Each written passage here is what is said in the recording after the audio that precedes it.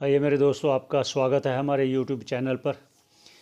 सनातन संस्कृति संचार प्रकल्प द्वारा हमारा प्रयास है कि जो शास्त्रों की चर्चा इस चैनल पर की जाए, सभी के कल्याण की चाहना रखते हुए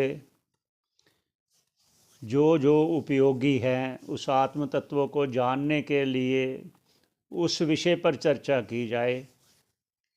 तो आइए मेरे प्यारे दोस्तों, सभी के मंगल की कामना करते हुए आज चर्चा का विषय रखते हैं। जैसे कि पहले विचार आया था, भगवान की प्रेरणा से ही होता है, उसकी प्रेरणा के बिना, उसकी इच्छा के बिना कुछ नहीं होता। तो चर्चा करते हैं आज रामायण की एक चौपाई पर, उसको लेकर विचार करते हैं। क्या है? सोई जाने जेह देहु जनाई, जानत तुम्हें तुम्हें होई जाए।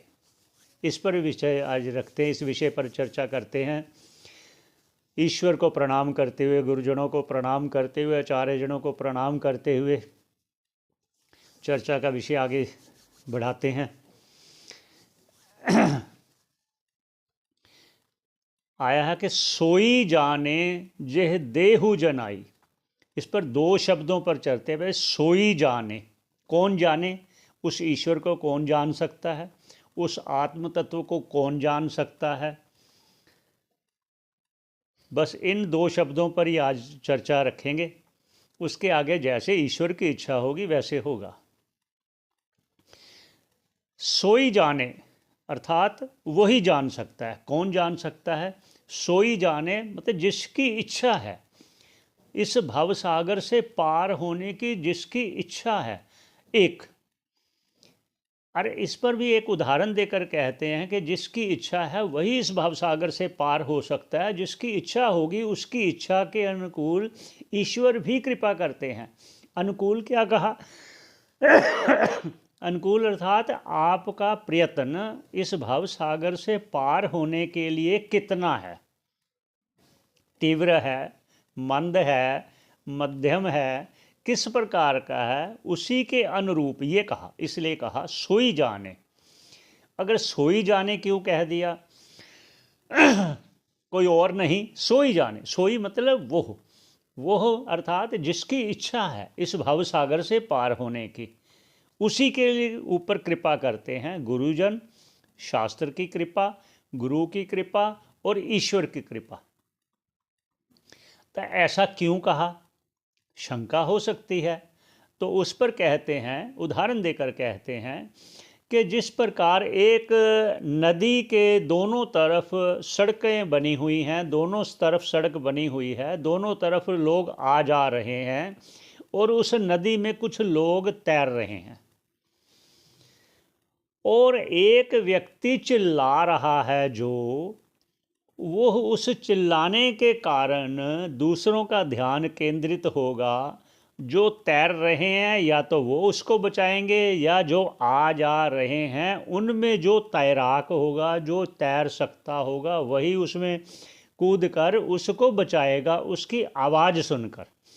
जब तक कोई वहाँ पुकारेगा नहीं तो कोई नहीं बचाएगा। इसलिए कहते सोई जाने, कि जो इच्छुक है, जो इच्छुक है, ये पहली बात।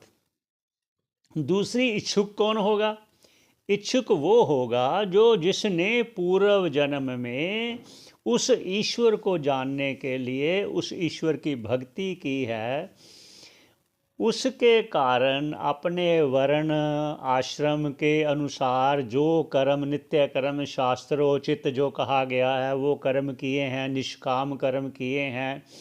वो सोई जाने, वो व्यक्ति का अंतःकरण में वो इस भाव सागर से पार होने के विचार ईश्वर की प्रेरणा से उदय होते हैं। जब तक वो डूब रहा है जो व्यक्ति, वो चिल्लाएगा नहीं, किसी को नहीं पता चलेगा, कोई उसकी हेल्प नहीं करेगा, कोई उसकी मदद नहीं करेगा। जिस प्रकार ऐसे ही जब तक हम उस ईश्वर को पुकारेंगे नहीं कि हमें बचाओ, हम इस भव सागर से पार लगाओ हे प्रभु, ऐसे निष्काम भाव से सोई जाने। वो जान सकता है। क्या जान सकता है? उस ईश्वर को, उस आत्म तत्व को। वो ईश्वर आत्म तत्व में कोई भेद नहीं है, सोई जाने। और सोई जाने के आगे और चलते हैं, क्या कहते हैं कि जो ऐसी प्रयत्न करने वाले के हृदय में ईश्वर की कृपा से, गुरु की कृपा से जो एक साधन चतुष्टय संपन्न है, जो दैवी संपदा है, वो उसके हृदय में अंतःकरण में प्रकट होती है। वो है विवेक, वैराग्य, षट संपत्ति और मोमुक्षुता, मोक्ष की इच्छा। विवेक के ये भवसागर से पार होने के लिए विवेक अति जरूरी है। विवेक क्या है? आत्मा क्या है, अनात्मा क्या है, ईश्वर क्या है, जगत क्या है, शास्त्र क्या कहते हैं। ये विवेक है कि मैं देह हूँ या देह से भिन्न हूँ। देह से भिन्न हूँ तो क्या करता हूँ कि भोगता हूँ?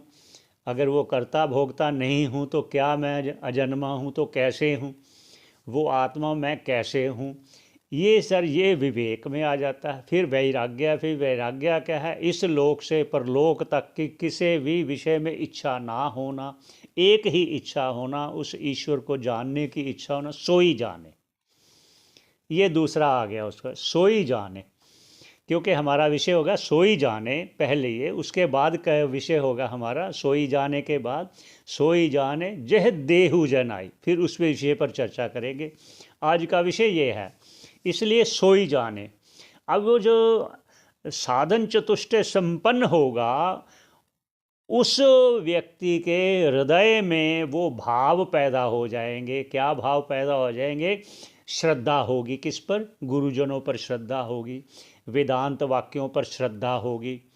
उससे फिर क्या होगा? फिर आगे फिर उसको ईश्वर की कृपा से ऐसे गुरु को मिला देंगे कि जो उसको गुरु उस शिष्य को उपदेश देंगे आत्म तत्व का कि तू ये शरीर नहीं है, तू आत्मा है, तू ईश्वर का ही स्वरूप है, तू भूल गया अपने स्वरूप को। उस स्वरूप को उपदेश के माध्यम से उसके अंतःकरण में वो जो महावाक्य है, महावाक्य रूपी बीज उसके हृदय में कर्ण के द्वारा, कर्ण पटल के द्वारा उसके हृदय में प्रवेश करते हुए वो शुद्ध अंतःकरण रूपी भूमि में वो जो महावाक्य का बीज अंतःकरण में जाएगा, तो वो तैयार भूमि जो है उसमें पड़ा हुआ बीज वो समय पाकर अंकुरित होगा ज्ञान रूप में।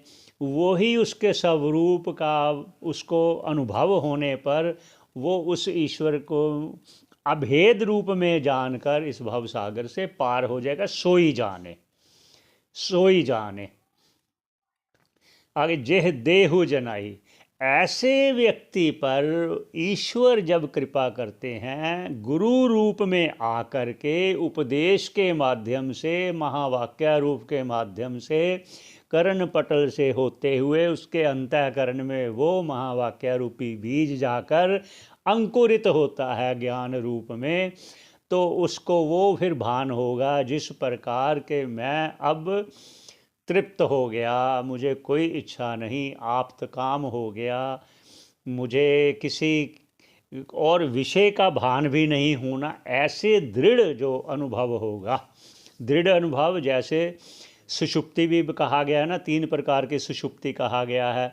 जो शिथिल सुषुप्ति है, फिर एक दृढ़ है, फिर एक गाढ़ निद्रा है। ऐसे उसके अनुभव को भी कहा गया है। वो जो अनुभव होगा, वो अनुभव करना ही मुख्य रूप से एक उसको जीवन मुक्ति का आनंद लेने वाले के लिए कहा गया है। जीवन मुक्ति का आनंद वही ले सकता है जिसके हृदय में कोई और इच्छा ही नहीं शेष रही। जिसने उस आत्म तत्व को जान लिया, सोई जाने, जो ये कहा सोई जाने, जो आत्म तत्व को जानने की इच्छा रखता है, जो साधन चतुष्टय संपन्न है। ईश्वर फिर कृपा करता है, फिर गुरु जी कृपा करते हैं। वो फिर जब कृपा करते हैं तो वो श्रवण मनन निधि ध्यासन के द्वारा सोई जाने जेह देहु जनाई। फिर क्या होगा, जानत तुम्हें तुम्हें होई जाए। ये आज भाव था कि सोई जाने जेह देहु जनाई, जानत तुम्हें तुम्हें होई जाए। फिर ईश्वर और उस जीव में भेद नहीं रहता, फिर जीव भाव ही नहीं रहता, फिर आत्म भाव ही रहता है कि सिर्फ आत्म ही एक ऐसा है जो मेरा स्वरूप है, जो सत्य है, वो जो चित्त है, वो जो आनंद स्वरूप है, वही मेरा स्वरूप है। सत्य चित्त से भिन्न नहीं है, और जो चित्त है वो आनंद से भिन्न नहीं है, जो आनंद है वो सत्य से भिन्न नहीं है, जो सत्य है वही आनंद है, जो आनंद है वही चित्त है। वही एक अखंड स्वरूप मुझ आत्मा तत्व के सिवा और कुछ नहीं है। ऐसा अनुभव होने पर वो फिर कृत्य हो जाता है, फिर उसके लिए और कुछ करना शेष नहीं रहता। ऐसी ईश्वर की कृपा होती है जब, तो फिर कल्याण निश्चित है। जो पुकारेगा मुझे बचाओ मुझे बचाओ, रक्ष माम रक्ष माम रक्ष माम परमेश्वर, तो वो ईश्वर उसको अवश्य बचाएगा, इस भाव सागर से पार लगाएगा, जीते जी उसको अनुभव कराएगा। वही एक लाखों करोड़ों में कोई एक ऐसा जीव होता है। तो भगवान भी स्वयं कह रहे हैं, मनुष्यानाम सहस्रेषु कश्चिद यतति सिद्धये, सिद्धानाम यतताम सिद्धानाम यततामपि सिद्धानाम कश्चिन्माम वेत्ति तत्वतः। तो भगवान भी कह रहे हैं कि कोई बिरला एक होता है, इसलिए वो आश्चर्य है। क्यों आश्चर्य है? कि जो कभी कैसा अनुभव हुआ ही नहीं है, उसको, उसके लिए, एक के लिए कह रहे हैं कि जिसको, इसलिए वो आश्चर्य है कि उसने, जैसे जिसको ना शब्द पहुंच सकता है, ना कोई इंद्रियों का विषय हो सकता है, उस ऐसे आत्म तत्व को जानना एक आश्चर्य की बात है। यहीं विश्राम देते हैं, सभी के कल्याण के लिए प्रार्थना करते हुए, सभी का मंगल हो, सभी का कल्याण हो, सभी सुखी हों, इसी पर विश्राम देते हैं। पुनः भेंट होगी, सभी के मंगल की कामना करते हुए। श्रवण करने का धन्यवाद। अच्छा लगे तो शेयर कीजिए। बहुत बहुत धन्यवाद।